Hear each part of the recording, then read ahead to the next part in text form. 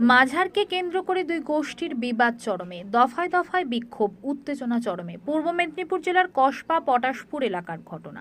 স্থানীয় এলাকাবাসী সূত্রে খবর, দীর্ঘদিন ধরে কসবা পটাশপুরে রয়েছে একটি মাঝার। এই মাঝারকে কেন্দ্র করে স্থানীয় এলাকায় দুই গোষ্ঠীর মধ্যে মতানৈক্য দেখা যায়। তারপর বেশ কয়েক বছর আগে কলকাতা হাইকোর্টে মামলা হয়।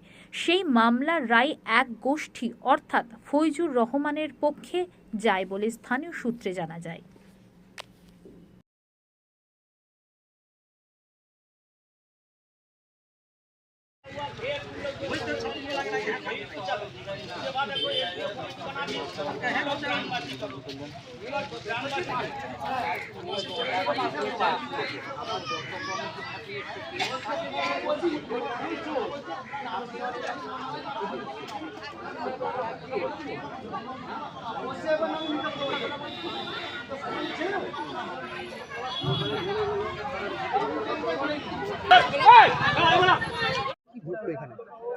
এখানে দেখুন, যার পৈতৃক, এটা একটা পৈতৃক জায়গা, যার পৈতৃক জায়গা, যার মানে কি নিজের ব্যক্তিগত প্রতিষ্ঠানকে গোটাকায়াতে মধ্যমা মাতাল জোর জবরদস্তি করে ওরা মানে দখলদারি করার চেষ্টা করছে। ওটাকে কোর্টে কেস হয়েছিল, কোর্ট একটা ডিগ্রি দিয়েছেন ওনার পক্ষে, মানে আমার মাস্টারমশাইয়ের পক্ষে, ফাইজুর রহমানের পক্ষে। ইনি এখানকার যিনি গদ্দি নাসিম, ওনার পক্ষে অর্ডার হয়েছে। অর্ডার করা সত্ত্বেও এখানে গোটা কর্তৃক মাতাল এসে বলে আমরা গ্রামীণ পক্ষেই, তো গ্রামীণবাসী সব আছে, আমিও তো এই গ্রামের ছেলে, এখানকার ছেলে, লোকাল ছেলে। তবে ওরা সব সময় এই ঝামেলাটা করে এবং উনার বাড়িতেও কয়েকবার অ্যাটাক হয়েছে, উনার উপরেও হামলা করেছে। প্রশাসন এখানে চুপ, বা বাড়ি ঘর সব ভাঙচুর করেছে। ওই এতে উনার সুরক্ষার জন্য উনি একটা কেস আপিল করেন কোর্টে। উনি আজকে ডিগ্রি পেয়েছে, আজকে ডিগ্রি পেয়েও এই মাতাল সব এসে, মধ্য মাতাল সব এসে এইসব জুড়ে ঝামেলা করছে। এই তো মির্জা শাহজাহান বেগ, বাড়ি কসবা পটাশপুর। ও থানা থেকে আমাকে একজন অফিসার ফোন করেন, বলেন যে বাবু তোমাদের মাঝার নিয়ে একটা অর্ডার এসছে, ওই অর্ডার বেসিসে একটু কথা বলার আছে, একটু এসে কথা বলবে। থানাতে আমরা আসি, একজন কাঁথি থেকে একজন অফিসার আসেন সিভিল কোর্ট থেকে, উনি কী পদে আছে আমাদের জানা নেই। তো উনি ওনাদের সঙ্গে মাজার শরীফের কাছে যাওয়া হয়।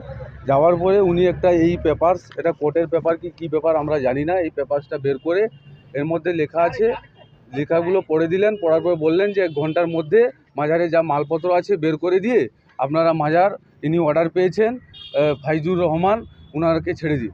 তাহলে স্যার কী বেসিসে অর্ডারটা নিয়ে এসছেন, কী ব্যাপার, আমরা তো কিছু জানি না, কিছু অর্ডারে কিছু পাইওনি। তখন বলছে আমি তো জানি না, এই রাকিবা বিবি, ওর স্বামী হচ্ছে আব্দুল হাকিম মিয়া, ইনি ভার্সেস আর যতজন মেয়ে আছে ওনারা ওনাকে জালিয়াতি করে কি দিয়েছে সইটই করে, ওগুলো তো আমাদের জানা নেই। এই আব্দুল হাকিম মিয়া যিনি আছেন, ইনি হচ্ছেন পীর সাহেবের ছোটো জামাই। উনি সবার সই করে দিয়ে বলছেন এবার উনাকে অধিকার, তো অধিকার উনি যে চাইছেন 17 ডিসমিল জায়গার উপরে, ওই জায়গাটা আদৌ 17 ডিসমিল কি, যিনি অধিকার চাইছেন উনার আছে, উনার 3 ডিসমিল আছে।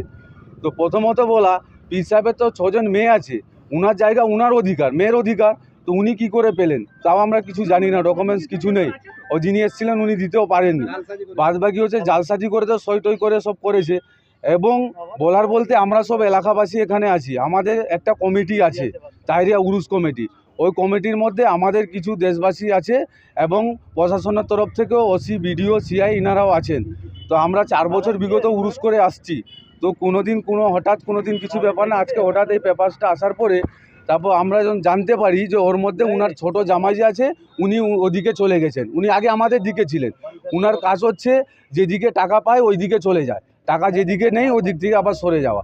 তো এই যে এলাকার মধ্যে দ্বন্দ্ব সৃষ্টি করছে, তাজপুর থেকে এসে পটাশপুরে বারবার ওই আব্দুল হাকিম মিয়া এই ব্যক্তিটা গণ্ডগোল সৃষ্টি করছে, এটা প্রশাসনের নজরে অবশ্যই আমরা দেব, প্রশাসনকেও দেখা উচিত আছে। এবং হচ্ছে আমাদের একটাই কথা বলা, পীর সাহেবের উরুস মাজার শরীফ আছে, উনার মেয়েরা আছে, উনাদের অধিকার উনারা যেন পাক, আমরা এলাকাবাসী উনাদের দিকে আছি। কিন্তু কেউ যে জোর জবরদস্তি, মানে উনার পুত্রা ছিলেন আবু নাসার মিয়া, উনার ছেলে উনি, মানে অনেক পুত্র উনার ছেলে, অনেক ওর কোনো অধিকারই নেই, কিন্তু জোর জবরদস্তি এলাকাবাসীকে জ্বালিয়ে এবং এই পুলিশ প্রশাসন এইসব কোর্ট কাছারি এইসব করে এলাকাকে পুরো অশান্তি সৃষ্টি করে রেখেছে। আমার নাম শেখ মুন্না, তাইরা উরুস কমিটির প্রেসিডেন্ট।